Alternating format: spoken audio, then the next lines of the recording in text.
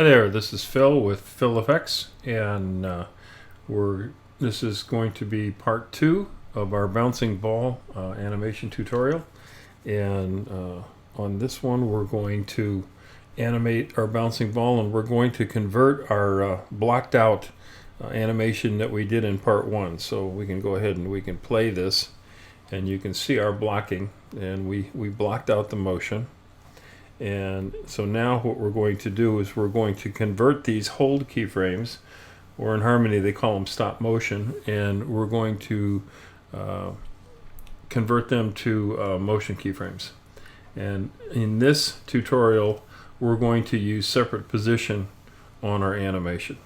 What separate position does is it gives me independent control over keyframes on the x-axis, the y-axis, and the z-axis. All right.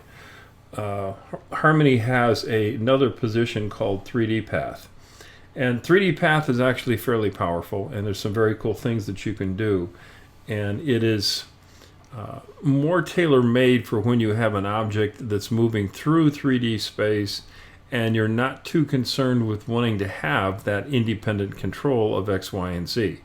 There are cases where you want that, and there are cases where you don't. In this case, for a two-dimensional just bouncing ball, separate is a little bit easier. I'm going to animate this bouncing ball using both techniques, but in this current tutorial in part 2 we're just going to use the separate position controls. So the first thing we need to do is we need to convert all of the keyframes here on our timeline from stop motion keyframes to motion keyframes. And you can tell they're a stop motion keyframe because the keyframe is, the little square box is red like a stop sign. Okay, so these are indicators, visual indicators to you when you're working with Toon Boom Harmony that is in fact a stop motion keyframe. So I need to go in, and the first thing I need to do is select all of these keyframes on this line, and I can just right click anywhere on a keyframe, and I go up here and I say set motion keyframe, or I can use Command K. And so let's go through, and I didn't do that. So if I go in here and just use Command K, that changes all of those, and now you can see that it has changed all of our keyframes. Note that it on the very last one it still kept it as a stop motion keyframe. I should be able to change just that one and set that as a motion keyframe. Actually, no, it won't let me do that. What I need to do is probably extend this further and add more keyframes, and then go back in and change that. For our case, because we're going to end here, it really doesn't matter. So now we have motion keyframes in here, and Toon Boom is actually going to do some interpolation.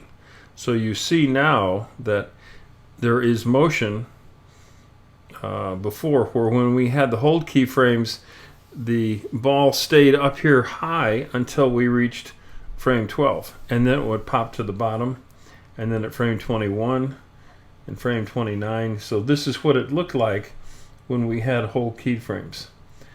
There was no interpolation between the keyframes.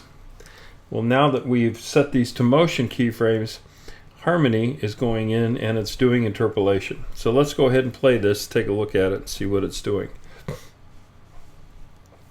So this is Harmony's interpolation, and all it's doing is a straight linear interpolation. So there's no ease in, there's no ease out.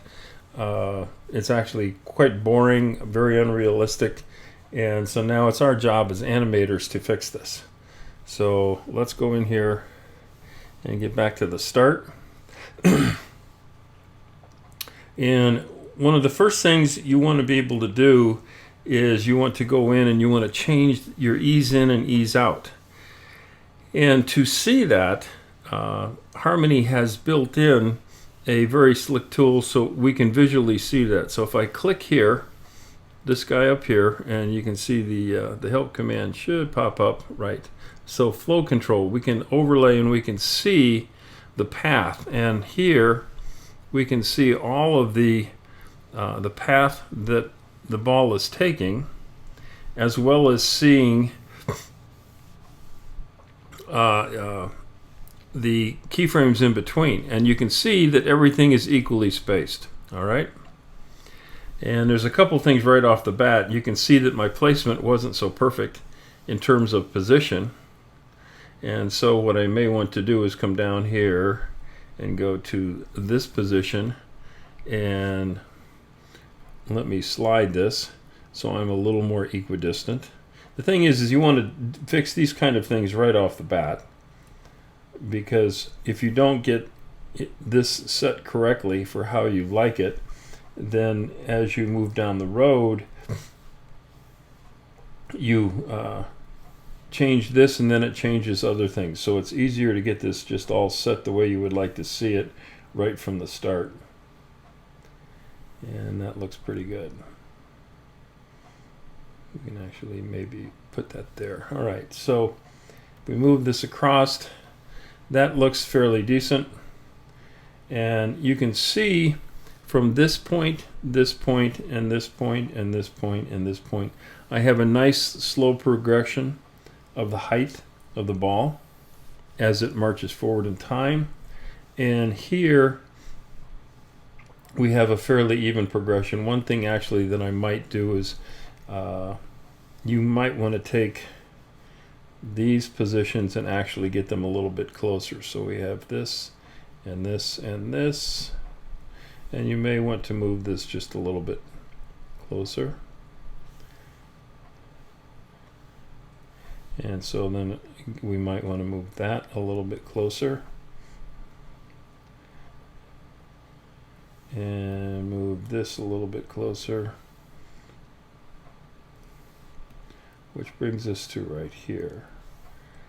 This is what I was saying, where when you change one thing, it changes other things. So we want to position that like that. We want to position this here.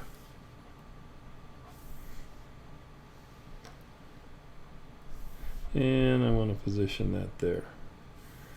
The point being is, in between these tick marks in the horizontal axis, the ball is going to not, as it bounces, the distance from the previous point to the next point is going to progressively get smaller and smaller as it loses energy. And so I'm moving the ball positions to reflect that.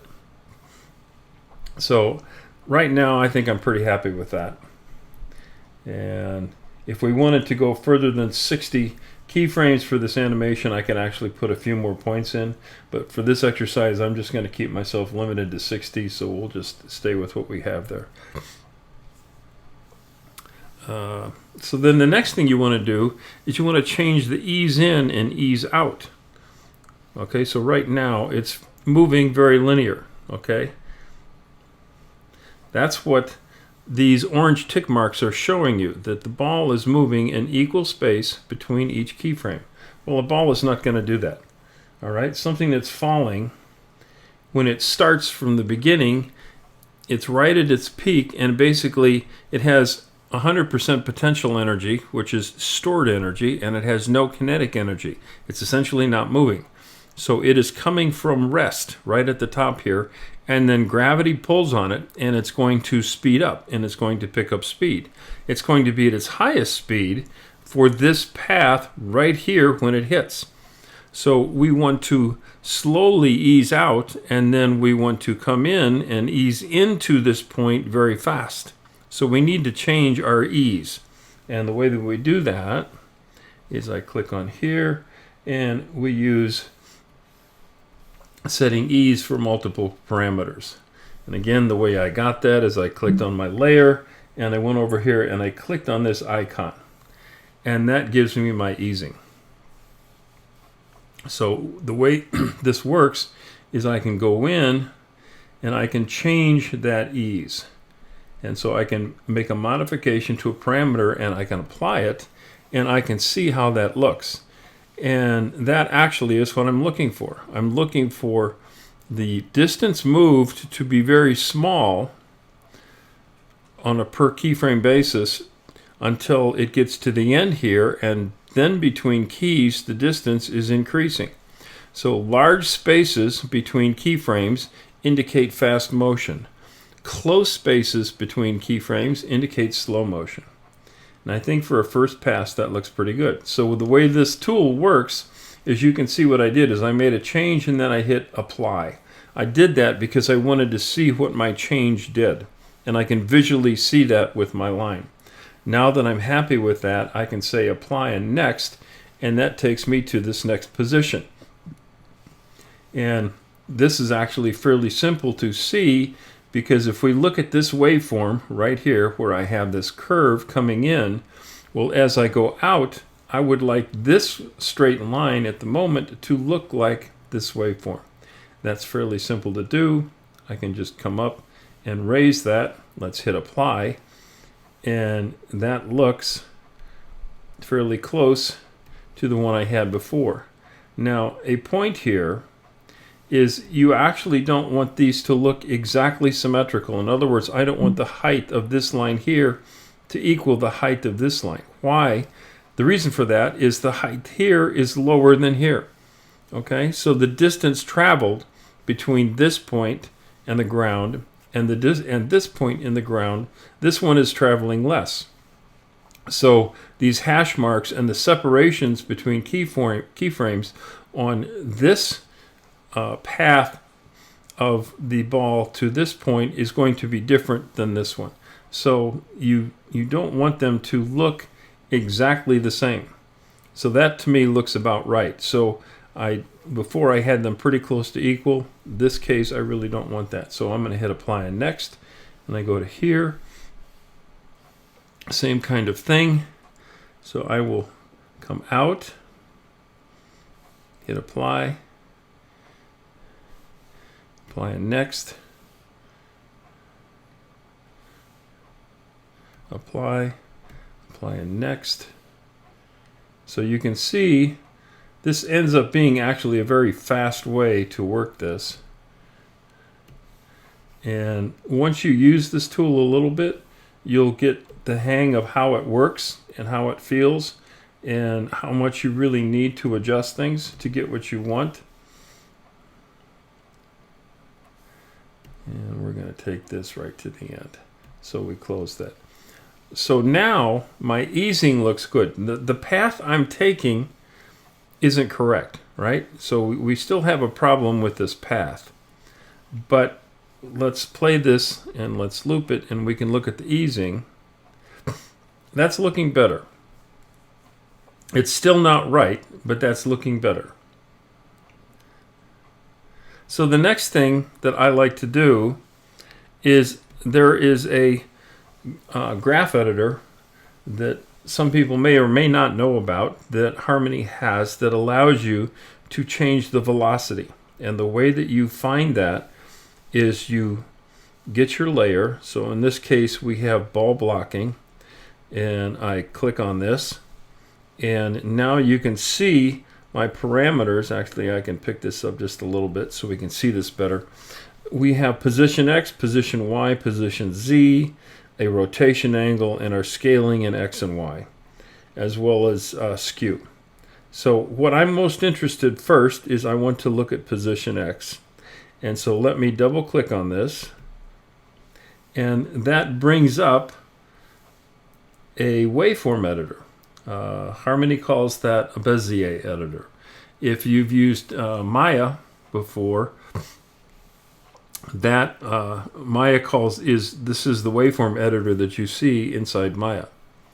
And so we can see here the transitions and the keyframes only in X. I double click this on X, and so this is the positions in X as time goes forward. Well, you can see this is part of the problem, all right? We're having this looping loop-de-loops here that it is doing in terms of what is the motion moving in the X direction. And this again is where separate keyframes are very powerful, because I have direct control over that. So what we really want is essentially a straight line with maybe a little slowing down as we get to the end. We'll have some slowing down because as the ball bounces from the left side to the right side, it's losing energy. And so its speed that it's moving in a forward velocity is slowing down. So right here at the beginning, it's at its fastest forward velocity, and it's losing energy as we go on. And so as we get to here, the speed is slowing down. We can control that and show that by essentially straightening this out. So what I can do is I can go into these points and straighten these.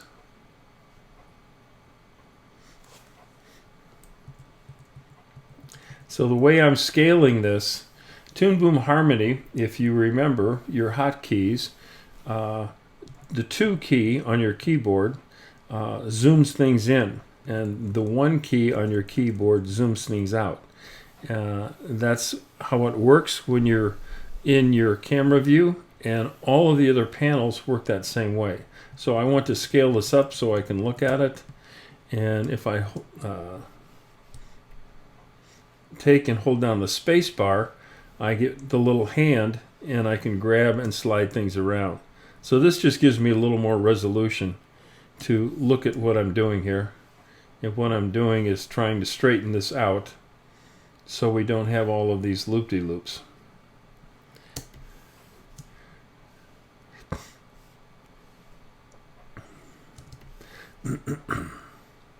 Now one thing you can do, and I have done this, and in fact we'll do this at the end of this tutorial, is because I have separate controls, okay, so to reset the view, what I just did there is I hit Shift and M. So Shift and M will remove your scaling, your zooming, and take you back to a default screen. So I can zoom into something, hold the space bar, I can drag across, go Shift and M, and I get back to it. So all I did here was essentially straighten out this line. So let's take a look at what that did. So you can see right off the bat, I no longer have straight lines. I still don't like this. I've got some crazy loop-de-loops that are going on, but this actually should be a little bit better. And it is. All right. So if we play this through, that's getting better than what I had before. And the path is more correct. It's still not great, but we're getting there. So the next thing we really should look at is the velocity in our y direction. So let me double click that. And here I have this same bezier, but now this is in the y-axis. And I can go in and I can grab handles. Okay. And I can change how this looks in terms of how the path that the ball makes in the y-axis. And as I make these changes, watch here. So you can see on the screen, okay, now let me get pretty crazy with this. Let me pull this really far out. You can see this path has been changed, and it really reflects the path that I'm sketching right here. So if I bring that in, that's getting a little bit better. And select this one.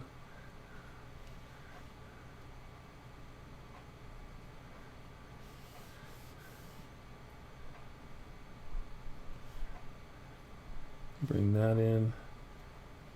Select that. So it is very important to make sure that you have this path turned on so you can see it, because you really need the combination of seeing the path in your camera view as well as being able to adjust the parameters in the graph view.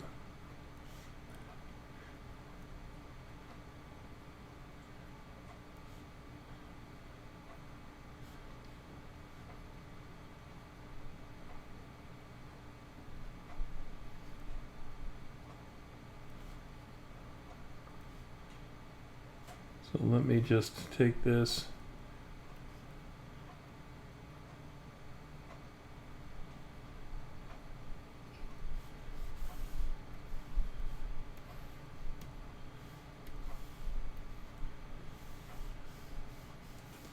All right, so let's see what we got here. We'll loop it. So this is looking much, much better. And you can see just very quickly, simply by going in and using the velocity waveform editor, which you have with the separate control, where I can go in and I can independently change how I ease in and ease out both in the X and the Y direction. We've improved this animation substantially from what it was originally. And I can continue to probably work on this and modify this and clean it up just a little bit more. A few things that I might do is I might want to speed up the bounces as it goes in the end. And the way that you do that is you essentially need to slide all of your keyframes together. And so the way I would do that, if I wanted to change the timing from my original reference video that I did, I might go in and I would grab all of these keys, and then you use the left mouse button and you click and you hold, and I drag it right there. All right. Then I select all of these. Actually, let me.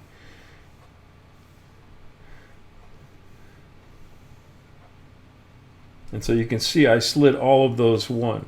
And so I might take this and slide this 2. Okay?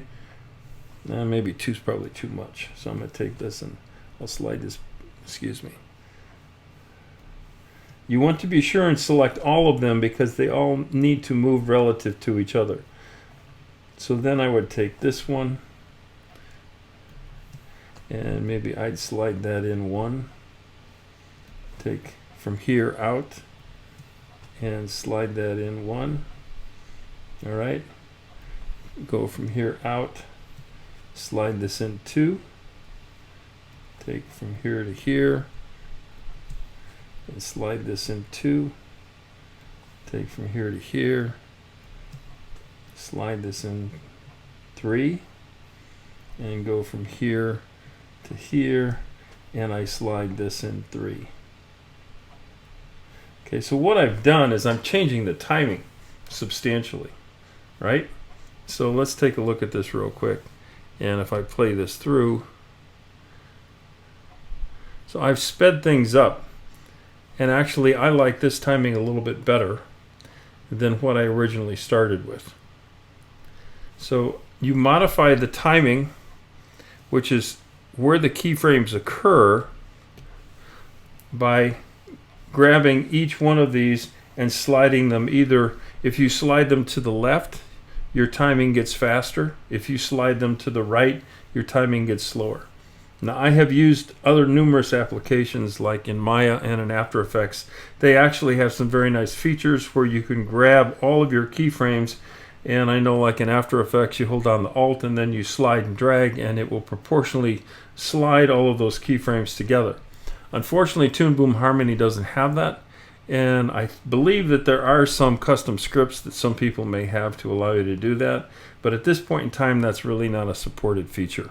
But again, between going in, sliding your keyframes to adjust your timing, using the ease in and ease out editor for each of your keys, and also because we have separate keys, going in and using our Bezier waveform editor, we can go in and we can modify the velocity of the keys going in each of the spaces. So between all of those tools and this visual representation of where the keyframes are, you should be able to get yourself a very smooth and realistic looking bouncing ball animation. So hopefully this helps out. This has been Phil with Phil Effects. You have yourself a good day. Thanks a lot.